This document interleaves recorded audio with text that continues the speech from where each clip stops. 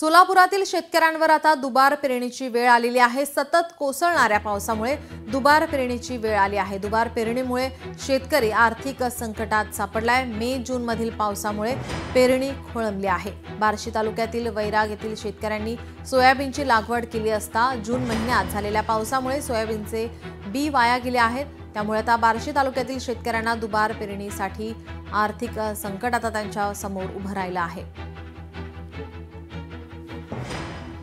अति पाऊस झाल्यामुळं पहिली पेरणी फेल गेली। त्याच्यामुळे आता हे दुसरी पेरणी करायची वेळ आली। पैसे जवळजवळ घरातलं काय सोनं पिणं घाण ठेवून पहिल्यांदा बागवलं, आता ती सोनं बी गेलं, पैसे संपलं, बी फेल गेलं, सावकार वेळेवर पैसे देत नाही, त्याच्यामुळे पेरणीचा कालावधी निघून जातो। उत्पन्नात घट, पोरांची शाळेत शिक्षणाचं भागत नाही। पंचनामे आले होते, कृषी अधिकारी कुणाचा केला कुणाचा नाही केला असं काय सर्वांचं 100% पंचनामे केलेले नाहीत। 1-2 ठिकाणचे पंचनामे केले, कुठलं जवळचे ते बघून गेले जिथं पाणी साचलंय तिथं, असं ज्याला गरज आहे ज्याचं खरंच नुकसान झाले तिथपर्यंत कृषी विभाग बी पोहोचलेला नाही ना काय नाही। त्यांचं कर्तव्य जिथं पाणी जास्त साचलंय तिथलंच फोटो काढले निघून गेले। शासनाचं बी काही इथपर्यंत काय लय आलेले नाही।